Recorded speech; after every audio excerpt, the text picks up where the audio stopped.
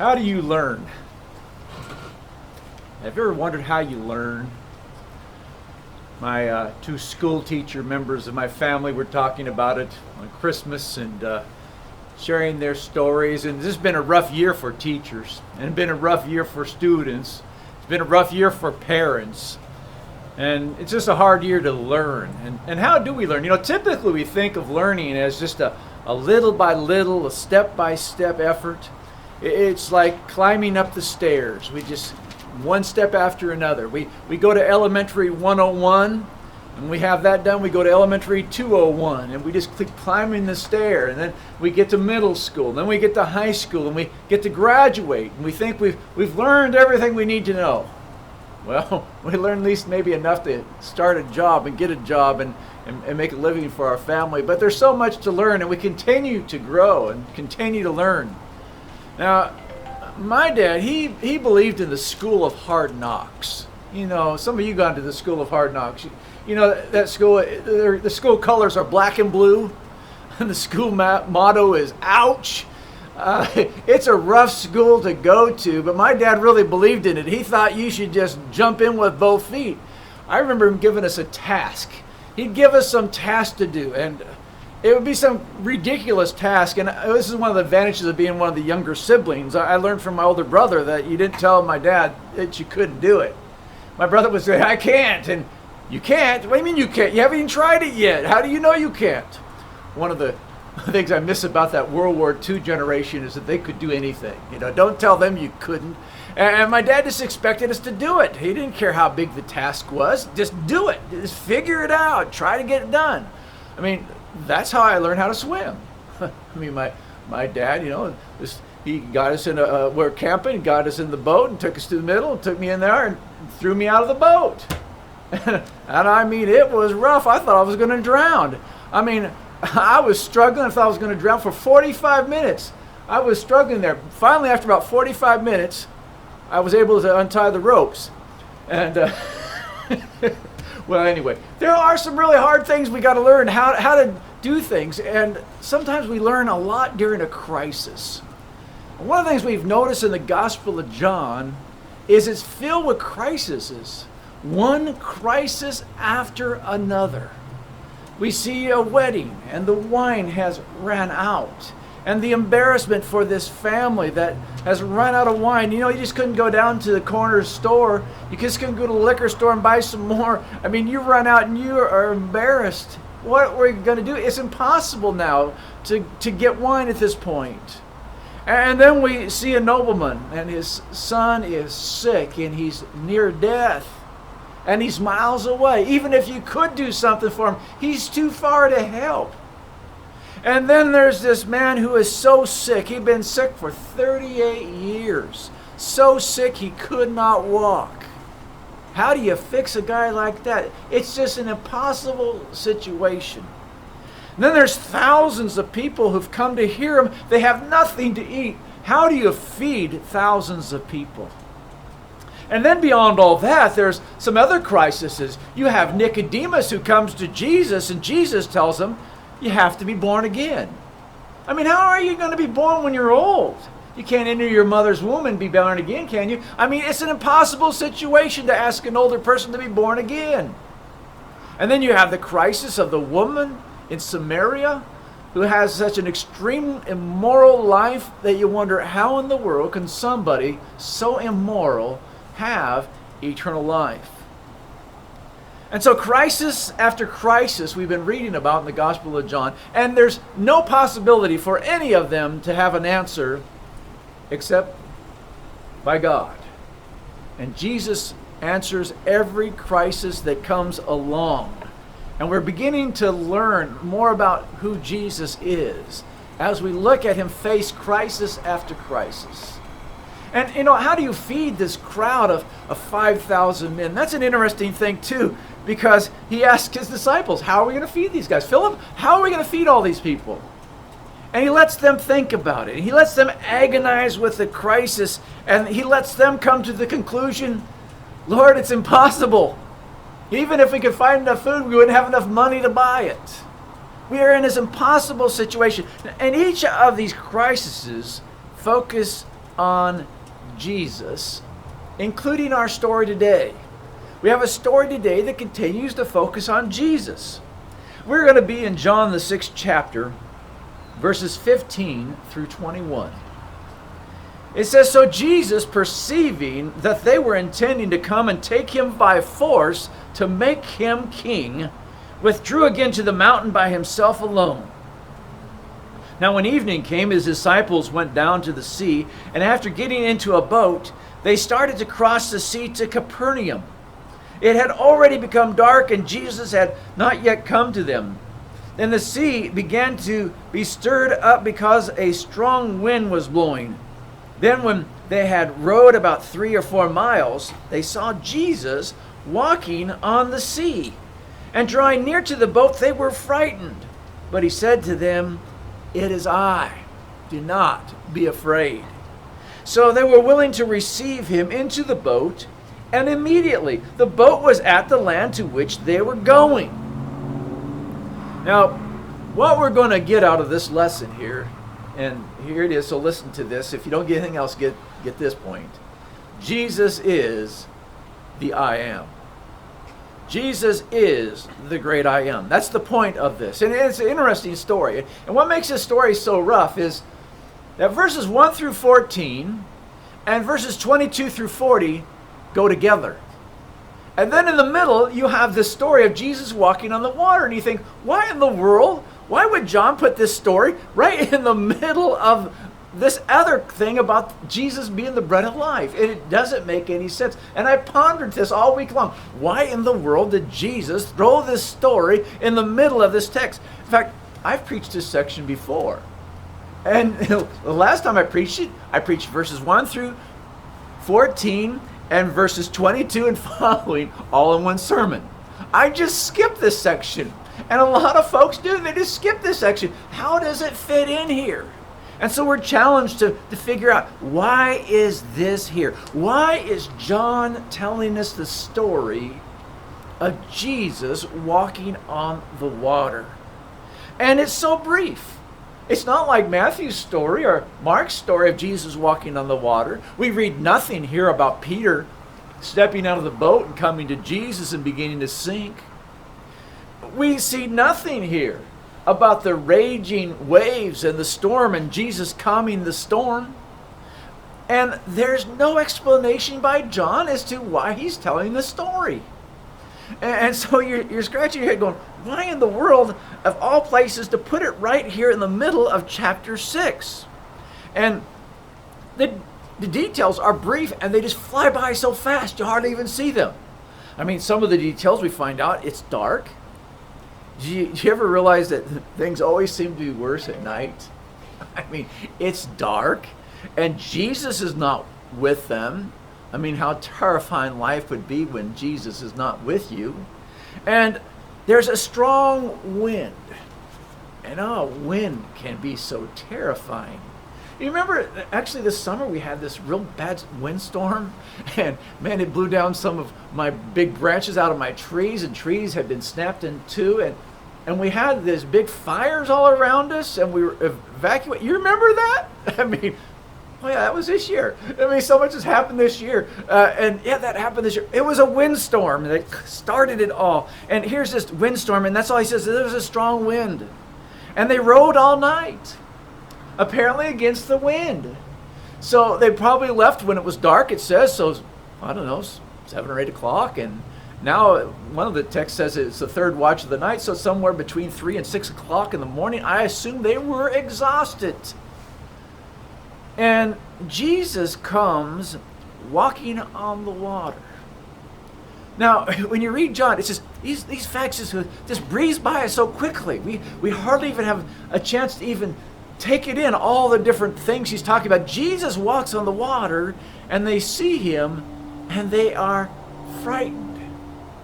They are terrified. They are just out of their mind. What's going on here?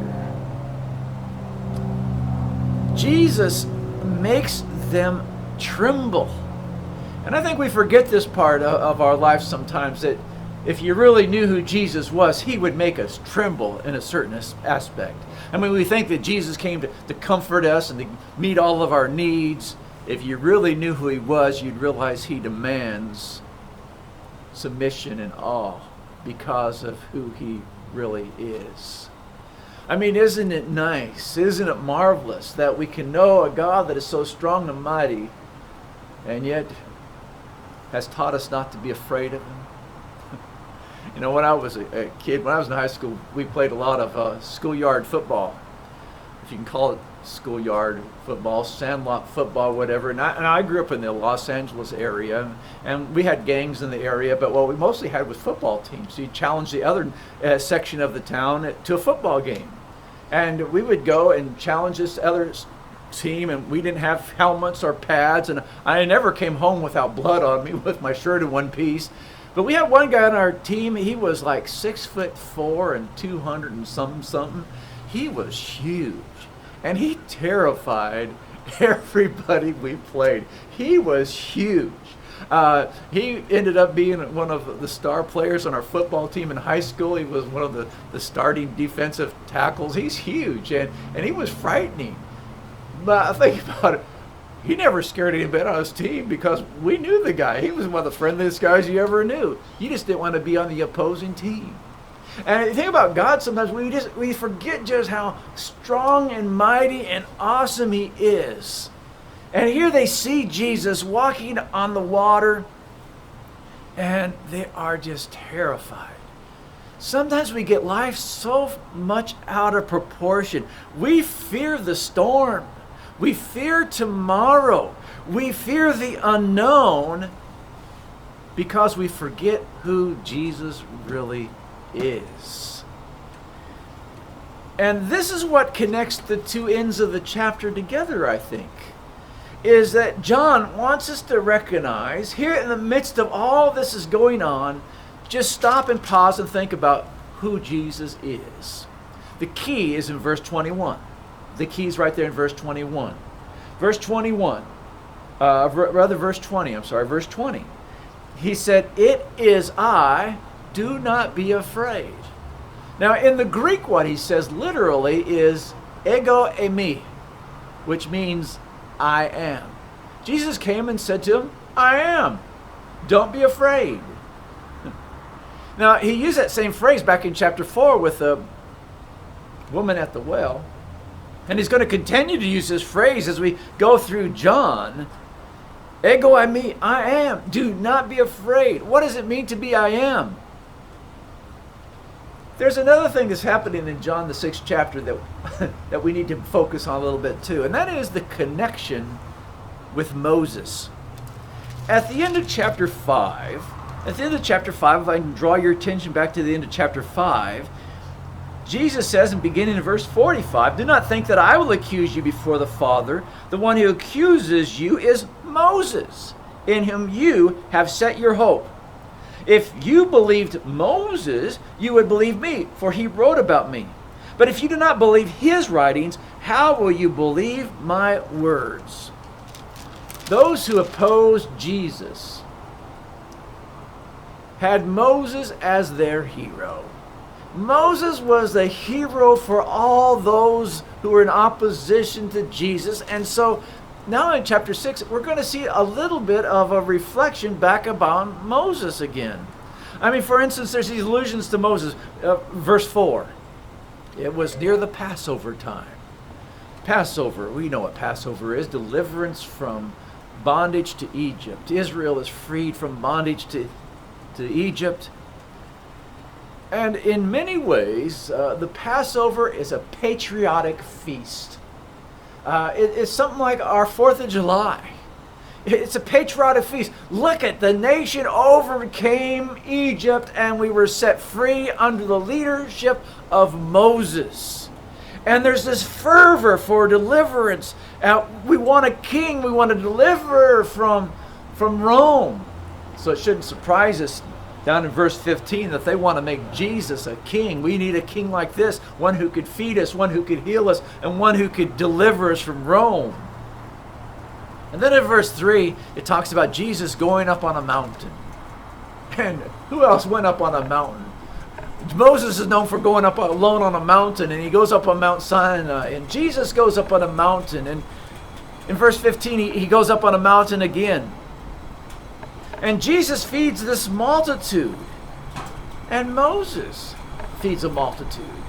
Jesus feeds 5,000 people here in the wilderness, and Moses gives them manna out in the wilderness. And verse 14, they say, certainly this is the prophet who is told about. Well, who told about the prophet? It was Moses. Moses said, you're going to have a prophet just like me that will come. Deuteronomy 18:15. Moses crosses the Red Sea. Jesus walks on the sea. Moses goes through the sea. Jesus goes on the sea. All these ideas. But then another thing about the story of Moses, one of the most glaring things about it is when he was called to start with. Remember the story of the burning bush? There's this burning bush, and it's burning, but it's not being consumed. And Moses stops to see what's going on. And God begins to talk to Moses through this burning bush. And he tells Moses that I've seen the conflicts that's going on. I've seen the sorrow that's going on to my people in Egypt. And Moses knew about all that. But God says to Moses, I got an assignment for you. I want you to go down to Egypt. And for Moses, that idea is terrifying. It's a frightening idea because in Egypt, he's a wanted man. The last time he was in Egypt, he had murdered somebody. He was a rejected person. His people didn't want anything to do with him. That is why he's been out in the wilderness for these 40 years, because he was a wanted man back in Egypt. He was a rejected man back in Egypt. He's scared. He's afraid to go back to Egypt. It's frightening.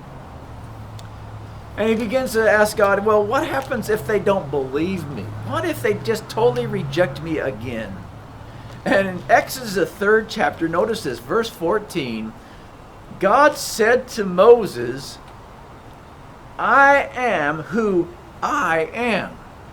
And he said, thus you shall say to the sons of Israel, I am has sent you. I am has sent you. Jesus comes walking on the water, and the disciples are afraid, and Jesus said, I am. I am. Jesus is greater than Moses because Jesus is the I am. God delivered the Israelites through Moses, but God is not going to deliver the lost of the world through anyone but himself. Jesus is the I am. He is God. He is God come to earth. He is the Emmanuel, God with us. And so he says, I am, ego eimi. And later he'll say, I am the bread of life. I am the light of the world. I am the door of the sheep. I am the resurrection and the life. I am the good shepherd. I am the way and the truth and the life. I am the true vine.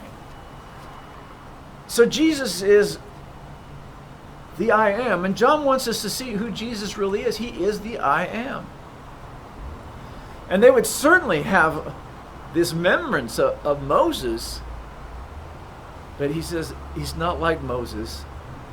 He's more like God. He is the I am. And I want you to realize he's not the I have been.